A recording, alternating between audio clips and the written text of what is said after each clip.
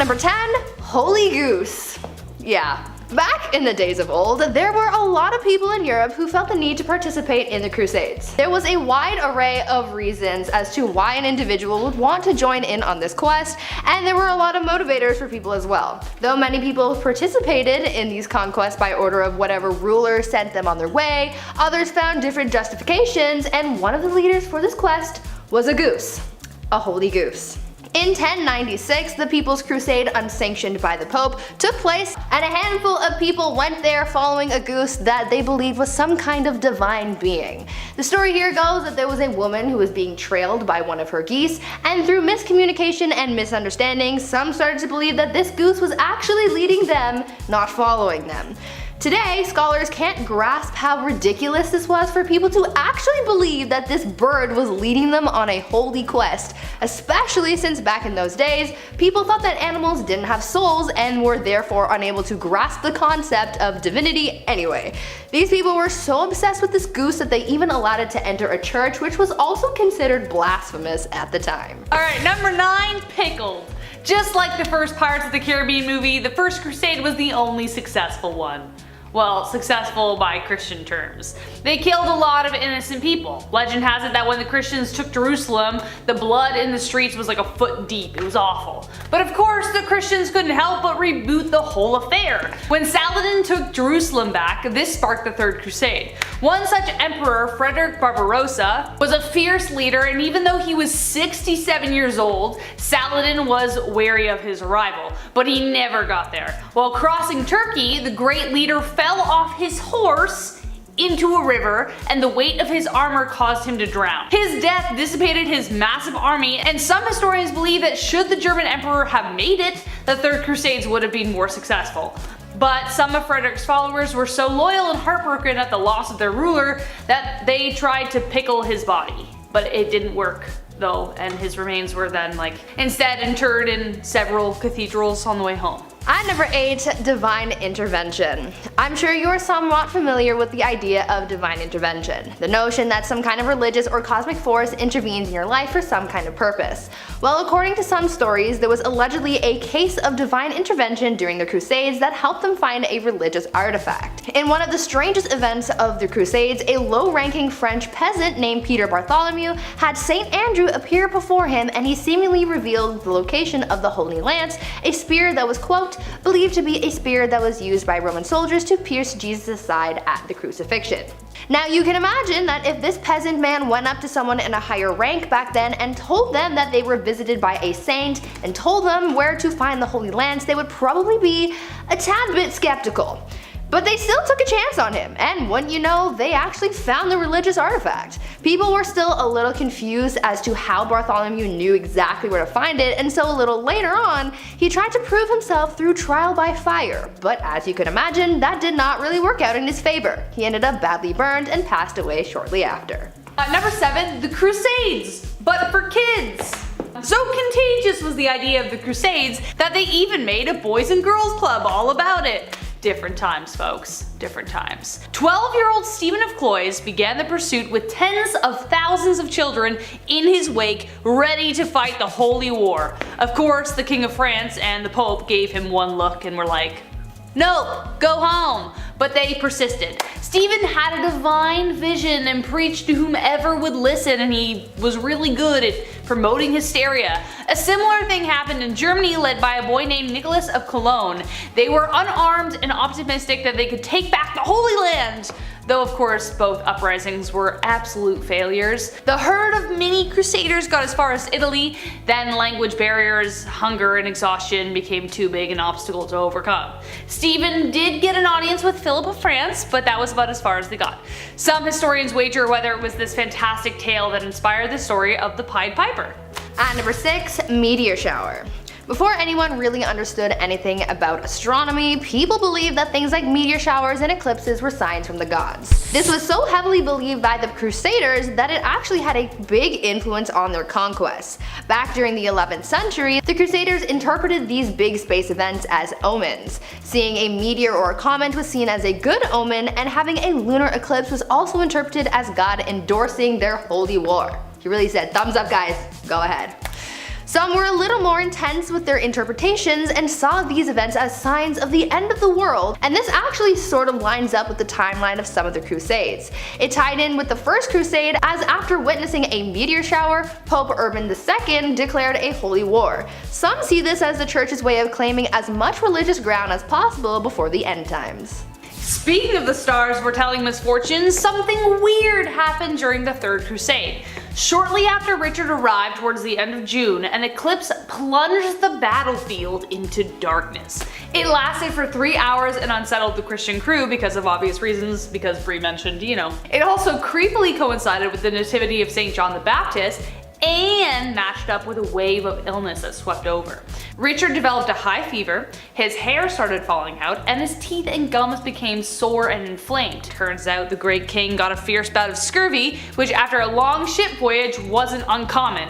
But for the king to succumb to such terrible sickness right after the ominous event rendered his army nervous. At the time, Richard and Saladin were still in negotiations, which soon turned sour after miscommunications from his envoys. Richard was still ill when the battle began, and his friend King Philip decided to attack the cursed tower. Richard still joined in even with his illness. James Rustin Jr. writes, from the top of the Matt Griffin, he was reclined like back in a chair with a crossbow with like its teeth falling out, picking off enemies. At number 4, eating grass. As was mentioned before, there were a lot of reasons why people joined the Crusades. Some did it for glory and money, others did it because they were asked to, and others did it for the sake of their beliefs. For those who wanted to join the Crusades solely for their religion, some believed that fighting in these wars was the absolute immersion into their religion, and they took it pretty seriously. These people were called the Taffers, and they were known for taking the Crusades very seriously. They took strict vows of poverty, they wore ragged clothing, got rid of all of their weapons, and they even ate grass and roots to survive. And no, we're not talking about wheatgrass shots that you get at Booster Juice. We're talking about barnyard animal grazing energy from these people. These people leaned heavily into filth and destitution for the cause. The Taffers also made a name for themselves thanks to their ruthlessness and plundering in war, even creeping out some of the other Crusaders. They were really serious about their cause, and it really showed that these people were built different. Speaking of grass, kind of, number 3, the origin of assassins. Assassins played a huge role in the Crusades, albeit undercover. Most documentation that exists around these mysterious and skilled assassins comes from the accounts of their enemies. But did you know that the term assassins has a relationship to the term hashish, an extract of cannabis? Neither did I until I started reading about the Crusades. An old man named Sinan led this group of Ismailite assassins and was known to the Christians as the Old Man of the Mountain. Sinan was brilliant, deceitful, mystical, ruthless, and created a league of assassins so powerful, even the mention of their name made both Christian and Muslim sides quiver with fear. But in order to be indoctrinated into the group, the young men ingested a potion laced with cannabis, which transported them to paradise. They would then be handed a dagger and given their assignment. They became known as the Hashashins, which would give rise to the modern term assassin. And last but not least, Saladin versus Richard. If Richard and Saladin weren't at war with each other, they probably would have been best friends. When Richard first arrived to the Holy Land and was preparing to take Acre, he was greeted by not arrows, but gifts from Saladin. A basket of pears, Damascene plums, and fruits in a gesture of peace. Richard, curious, sent an envoy to request a meeting in person with the ruler, but he refused. Saladin's belief was that should two kings meet, then it was not seemly for them to make war. In between battles and disagreements, the kings would continue to exchange gifts for some reason. For instance, as previously mentioned in another video, Saladin at one time rescued the king. During the Battle of Jaffa, which was I think the last one, King Richard fought so ferociously that Saladin couldn't help but like be mad impressed. He was like, this guy's such a bad. He had lost his horse but continued to fight tirelessly, killing Saladin's men, and Saladin was like, this guy can't fight on foot. Send him 2 more horses. Yeah, so the guy in the middle of the battle just sent him 2 horses because he was like, this guy's amazing. The Third Crusade essentially ended in a stalemate with the 2 rulers being so well matched, but they never met, even after the fighting was over. Number 10. The Doomsday Book, 1085. The Doomsday Book was created under William I, also known as William the Conqueror. Like, you're already the first, man. You don't need two names, come on. This guy basically drew up a book to document people's money so that he could tax them. Oh yeah, this is the very first time surveyors went town to town and recorded how much money you would owe for simply just doing you. Men would show up at your house asking how much money you made and document your spending habits. 5 shillings on groceries, huh? Okay. And 5 on that phone plan. Look, tax season's coming up, Arthur. It's not looking good, man. Talk about a bunch of crooks, huh? Imagine owing someone money for just trying to make an honest living. Yeah, thank God that didn't catch on, right guys? Oh, speaking of, I gotta phone H&R Block. Number 8, the Magna Carta. The year's 1215. We need some laws, people. This document was one of its kind. A document setting out the laws and limitations from the common man to King John himself. A legal system written down so that there are clear do's and don'ts. No free man shall be seized, imprisoned, dispossessed, outlawed, exiled, or ruined in any way, nor in any way proceeded against except by the lawful judgment of his peers, and the law of the land. Did you get all that? Write that down. Except women. They don't have laws. And they can't act in plays. Sometimes people needed to face the music. And even animals. Huh? That's right, animals. Being tried in a court. A lively and popular event trying any law-breaking animal from goats to pigs to even chickens. Ladies and gentlemen of the court, did you, Mr. Feathersworth, peck the floor, yes or no? Objection, Your Honor, leading the witness. My brain can't fathom this, guys. Number 7, the Battle of Bannockburn. This infamous battle between Scotland and England was one of the most important battles of the Middle Ages. The end of the bloody war for independence. Basically, Scotland was like, yeah, we're gonna go over here and roll our R's. The gruesome wooden wars were caused by the English invading Scotland in 1296. A leader slowly rising the ranks, William Wallace, the guardian of the King of Scotland himself, holds off the English forces and is knighted a hero to Scotland. Unfortunately, like every hero back then, he was also hated. He was captured, hanged, drawn, and quartered. Like, why do you have to do all that after he dies? Like, he's dead. Not fun. The battles between Scotland and England ended in 1314 with Robert the Bruce securing Scotland's independence, adding like 45 more dialects to the UK. Freedom! Number 6, the Black Death. Ooh, talk about a curveball. The year's 1348. People are saying things like, don't let the bed bugs bite. Clearly not a very clean and safe time. The Black Death, aka pestilence, aka the Great Mortality, or simply known as the Plague. Single-handedly the worst pandemic ever recorded in history, wiping out somewhere between 70 to 200 million people. Ooh, now I get where bless you comes from. Someone sneezed back then and everyone's dead at 14. This is where we see those doctors in the terrifying bird outfits with the long noses stuffed with garlic and herbs. Excuse me? Yeah, he's not wearing a mask. I'm just trying to watch a cat publicly get skinned. Yeah, 6 feet please. Some doctors prescribed urinating on a person so that the bad smell would drive out the infection. Can you imagine? Just a doctor writing you up a script and go ahead and pee on yourself about 4 to 5 times a day. Take with food. Should be gone early next week. And just let me put my mask back on here before you leave. There you are. The plague started in Europe in October 1347 when 12 ships from the Black Sea docked at the Sicilian port of Messina. Most sailors aboard the ships were already dead, but those who were still alive were covered head to toe in black boils that oozed pus and blood. Ugh. Sometimes the Black Death included fever, chills, vomiting, diarrhea, temporary loss in motor skills, and then, of course, death. Number 5, Joan of Arc. Finally, a woman in the Middle Ages. Who'da thunk? Joan of Arc was considered and still is revered the heroine of France for her role in the Siege of Orleans during France's 100-year war with England. Joan of Arc, a peasant with faith on her side, had believed that God had chosen her to lead France in victory against England and had spoken to her since she was young. At only age 17, she had stolen men's armors, a white horse, and like a Valkyrie riding into battle, she had convinced an entire army that she was appointed by God to win. And then did! That's the most badass thing I've ever heard in my entire life. After such a miraculous victory, her reputation spread among France, and upon her capture and death at 19, the Maid of Orleans herself would forever live on as one of the greatest saints and symbols of the country of France. Number 4, Henry V. Another war? All these people do is kill each other. Does anyone fish? Or golf? No one, huh?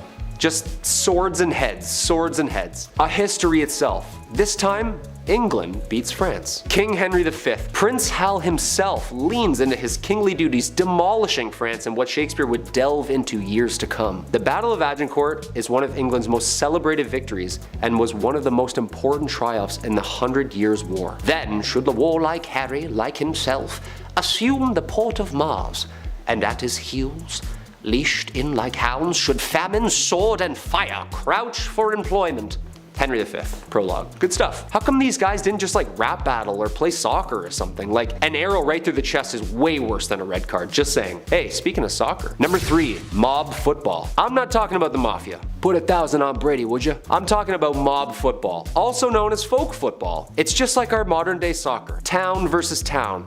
Except it has an unlimited amount of players. And there's only 2 rules to the game. Get the inflated pig's bladder over the opposing team's lines on the other side of town, and no murdering. I mean, I guess this is closer to rugby? Yeah, this is literally just rugby. This game was played competitively and eventually outlawed at Oxford University in 1555. Just a guy named Jeeves in a polo. Oh yeah, I play mob football at Oxford. Yeah, I'm also in a frat. This game got so out of hand it was banned numerous times in England. There is great noise in the city caused by hustling over large balls from which many evils may arise which God forbid. We command and forbid on behalf of the king, on pain of imprisonment, such game to be used in the city of the future. Thankfully this game has calmed down over the years and now has become the most popular played and watched game across the world. Go Liverpool! Number 2, the printing press. The printing press is a machine that was designed for the mass printing of text, mostly in form of books and newspapers. With an unknown date of origin, first invented in China, this machine, designed in the 15th century by Johannes Gutenberg, was a revolutionary new form of writing which would only change the direction of history with the mass production of uniform text. Long story short, people didn't have to get the world's worst wrist cramp writing Hamlet over and over again. To be, or not to be, 86 more folios? The alphabetical metal keys would be placed into the device and slammed into the paper, pressing ink upon the parchment. You know there's gotta be some books half written in purple ink because they just ran out of black. Come on, we've all been there. Ink's expensive. Number 1, William Shakespeare. The Bard himself, arguably the most influential writer of the English language. William Shakespeare was born in Stratford, England. One of the easiest ways we can look back into the dialogue and lifestyle used by the people living in the Middle Ages. This playwright documents the world in which he lives from 1564 to 1616. Due to Shakespeare's unbelievable talent for building and fabricating an array of diverse stories and characters via players, modern day is able to see the Middle Ages and the similarities and differences the people were experiencing. His plays are based in the environment that they were written in. He writes about diseases, he writes about monarchy, he writes about women's rights. Okay, so no one actually got turned into a donkey by some fairies in the woods, but some of those wars actually did happen, and some of those kings and queens were really twisted. How this man created so many brilliant works and stories, all part of the mystery.